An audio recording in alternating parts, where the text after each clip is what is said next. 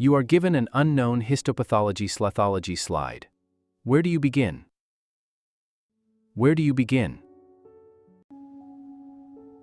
The biggest mistake is trying to name the disease immediately. Where do you begin? Observe what you are actually seeing.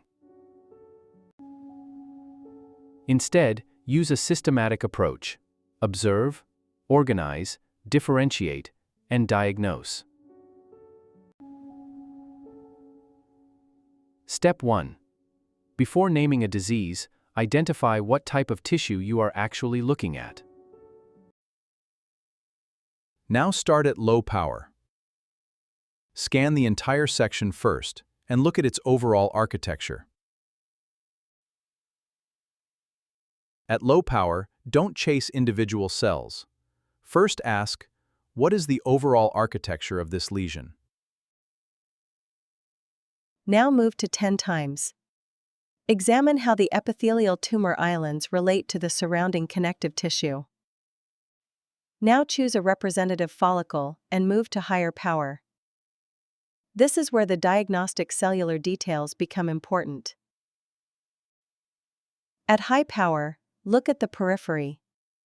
Notice the cells arranged in a characteristic palisading pattern.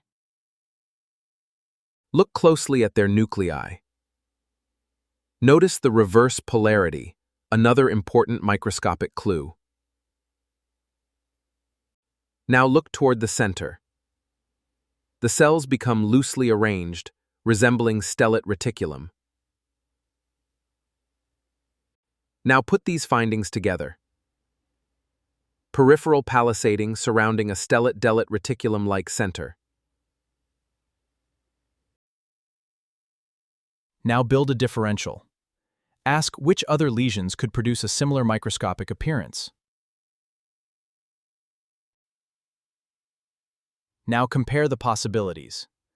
The combination of findings should help you eliminate the lesions that don't fit.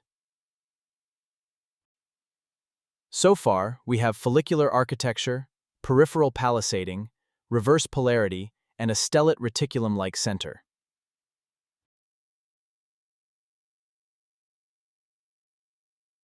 Putting these findings together, the diagnosis is follicular ameloblastoma. In your practical exam, remember, look, locate, zoom, differentiate, and diagnose. Don't memorize the slide. Learn how to read it. Save this guide before your next practical.